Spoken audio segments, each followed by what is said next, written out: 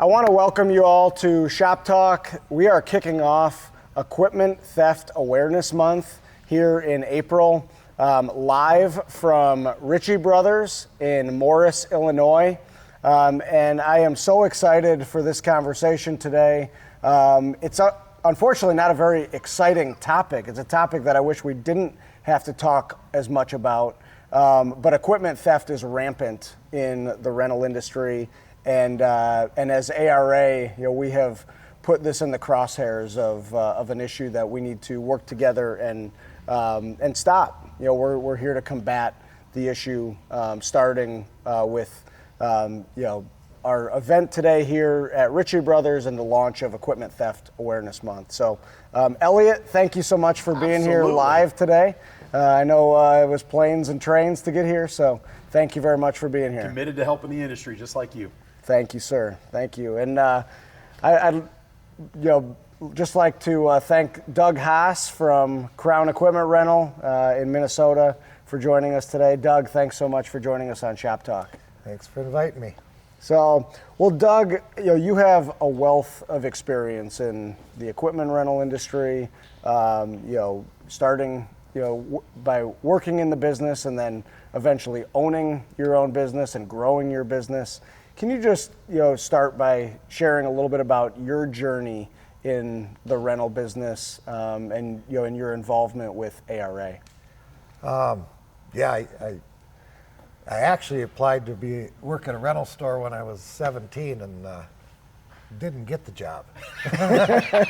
Lucky you. 10 years later, I ended up working at a rental store right down the street from the guy that didn't hire me. And I said, I bet you wish you would have. But no, like you say, I started off the only employee when they first opened the business, and then eventually worked my way up into purchasing the business as the founder decided to retire. So it's been a fun journey. ARA, I got involved. We got invited to a local meeting, and while I was there, they invited me to join their board, and it all started there, and been enjoying it ever since. That was early 2000s. Well, you've made a big difference, just from your involvement and volunteerism with ARA, and I would venture to guess that no one has visited more rental stores over the last 25 years or so than you have. Just talk about that, in your time as a Region 6 director. I think that you have a really unique story and way of going out and visiting members. And then I have a follow-up question to that, after. Well, when I became regional director, I felt it was important that I was representing our members, that I connected with the members to see what their thoughts were.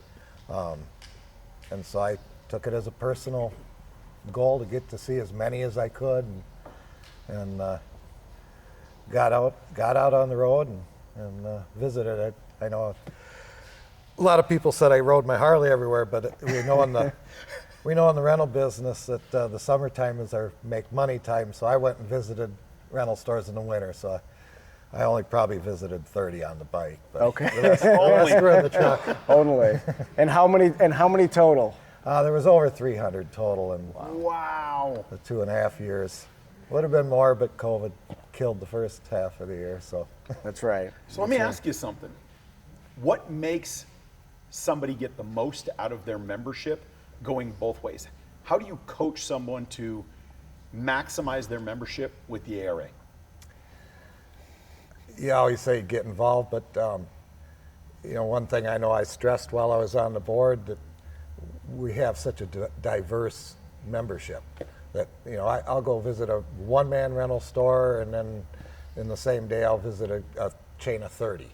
I was amazed. The bigger ones were way far less involved as the smaller independents. I'd walk into stores. One of them was a past president, and they owned quite a few stores. And I'd walk into one of their branch stores, and I'd introduce myself, and they'd say, "Oh, they handle that at the main office." I said, "No, you get these benefits too." That's right. And it's communicating back to your staff. My staff is all involved in the ARA because we talk about it all the time. That's right. And a lot of our members don't talk about it. Or, I'd get I don't even know my login.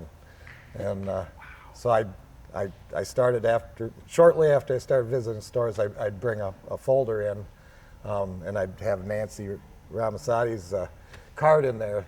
I'd say, here, call this lady right here. She'll get you hooked up. Thank you. And they needed that. It's one thing to go and talk to somebody and another to leave something so when they think about it afterwards, they can go back in.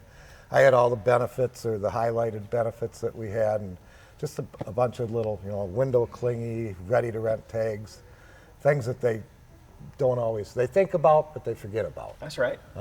So it was always fun to connect with the stores and I got, me as a rental store guy stopping in, I'm nobody. I'd come in with my ARA shirt on and they were just really impressed that, they'd been in it for 25 years and nobody from ARA had ever visited them. So I'm glad you guys have gotten out now and started visiting stores more because it's a big deal to the members that somebody comes and visits them and recognizes them as a value. Absolutely. Definitely. And I think 300 rental stores in 2.5 years. I mean, just you being that ambassador for for ARA and also for those stores, and making sure that they're getting out of their membership, what they're paying for. Yeah. That's right. And one thing I wanted to ask you about, so 300 stores. I mean, you were all over the place. Did you hear any stories about equipment theft when you were out there? You can't talk to a rental guy without hearing about theft. So, everybody asks about it, and everybody's got a story to tell. Mm-hmm. It happens to us all. Some places more than others, but yeah, everybody's got a story to tell you. No doubt. I could go on for days if I could remember them all. And it doesn't matter how big your store is. No. Right? Or your business is, right? Yeah. I'd say it's more emotional to the smaller independents than it is to the larger corps because, it's an employee that the manager of the store is upset about it, but it's not his money. Where when it's an independent, it's your money and you're pouring your life into it. Right. And I mean, you feel that too, right? As an independent. Oh yeah, rental I store take it owner. personally. I GPS my equipment. I don't do it necessarily to prevent the theft or anything. I do it because I want to catch the bad guys. That's right. It's more of a vendetta to me to catch them. Definitely. Perfect. Definitely. Let me ask you this.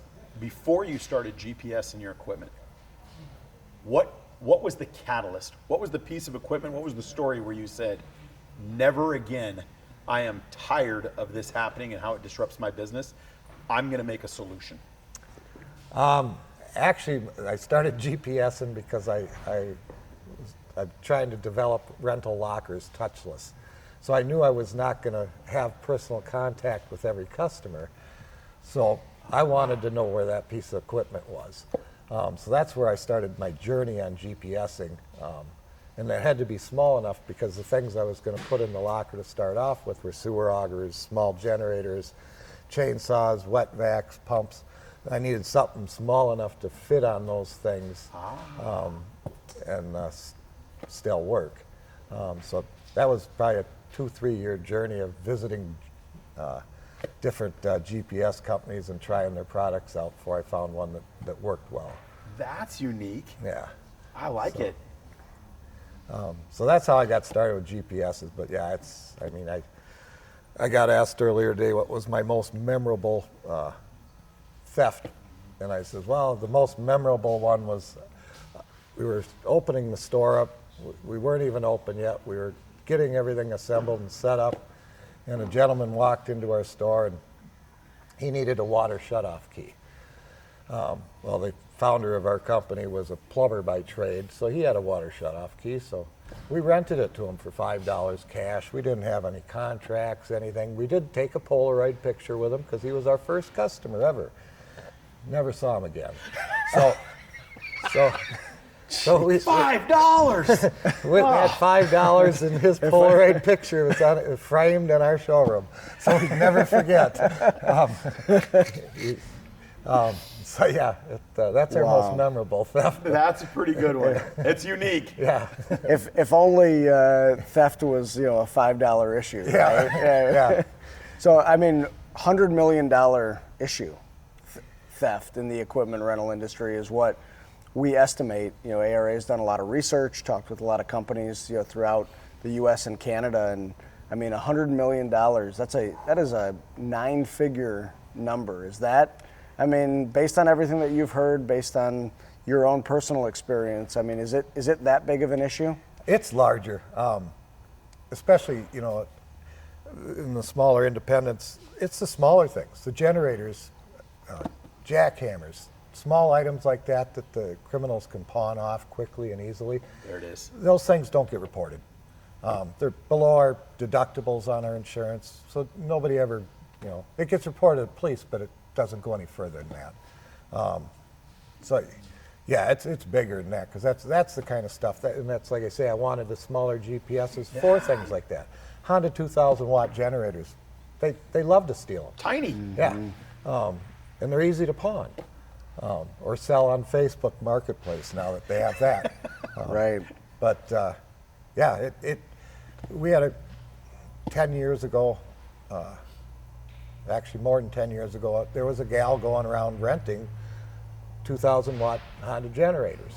She'd rent them for 4 hours, and then she'd call back and say, the story she gave us is it bounced out of the back of her truck into a river, and she'll call us on Monday with her insurance info. Never heard back from her, but by Monday we'd gotten a crime alert, because we had the crime alerts in Minnesota, that 2 other stores had the same story. So at that moment, we knew we'd gotten ripped off.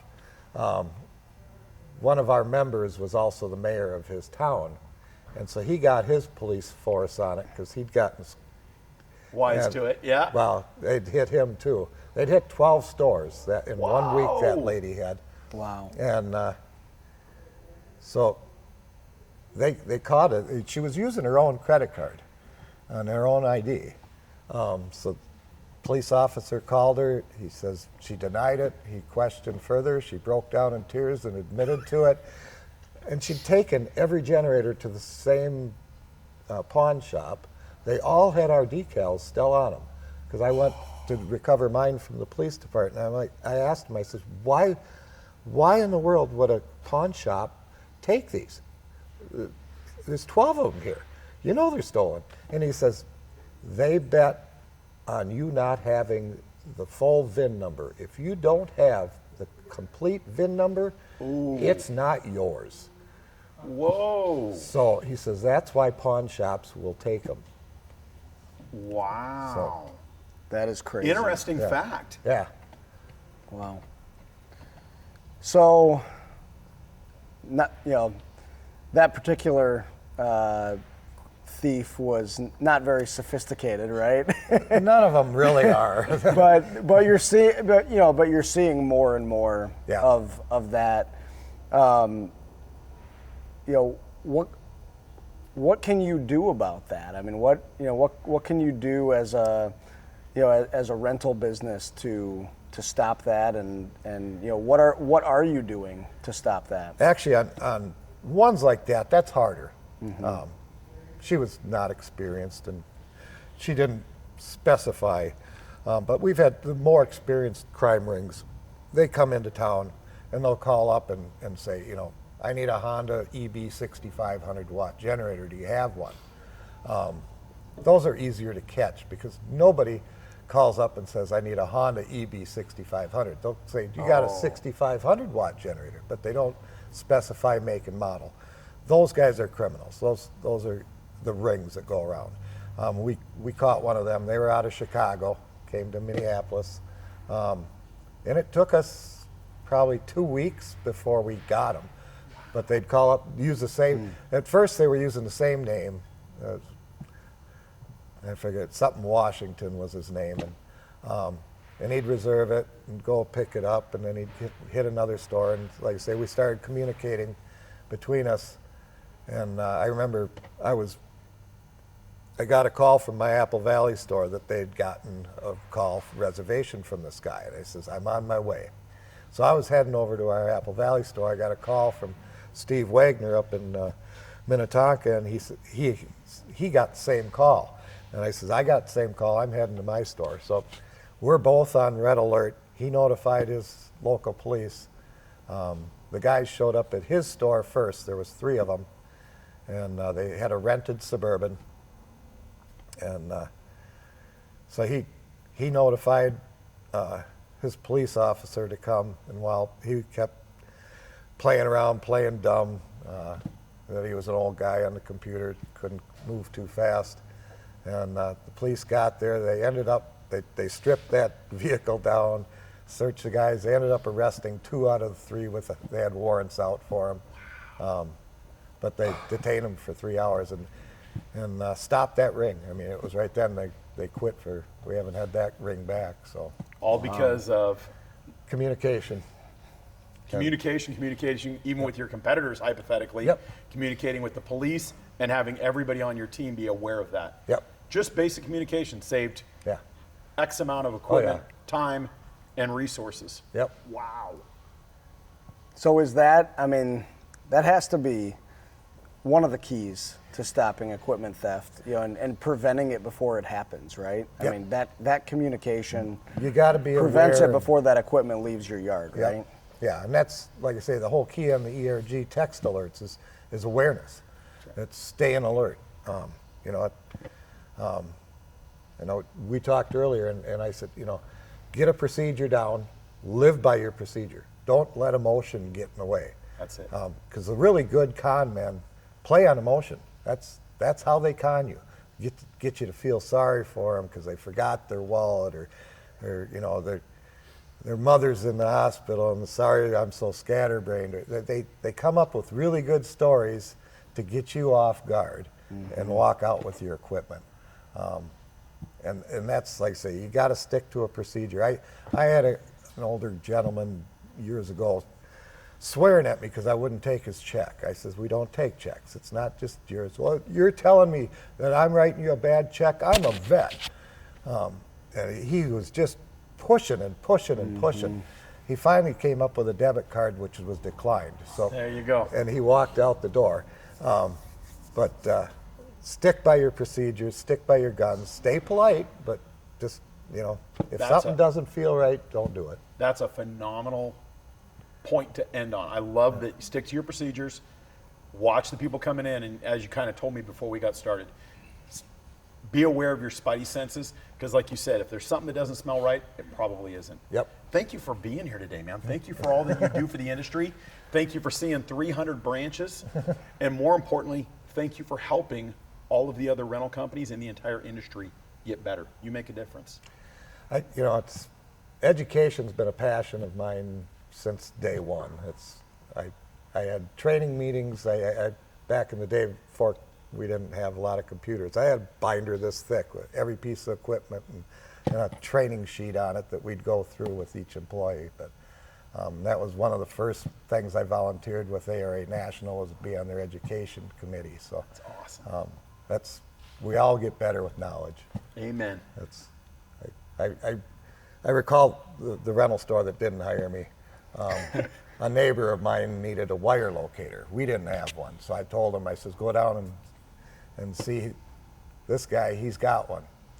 So he rented one. He's out there in his backyard working. I walked over there and I says, how's it going? He says, I don't know how to use it. And I says, well, didn't they show you? He says, well, I asked them to show me. He says, and he said he didn't know how to use it either. So I showed him how to use it, and I said, when you go back, you tell him that Doug had to show you how to use it. There we go. Perfect. Well, that you hit the nail on the head. I think training and education is such an important part of what we're doing and what we can do. Whether it's, obviously equipment operation and best practices and safety, or sales for that matter. GPS.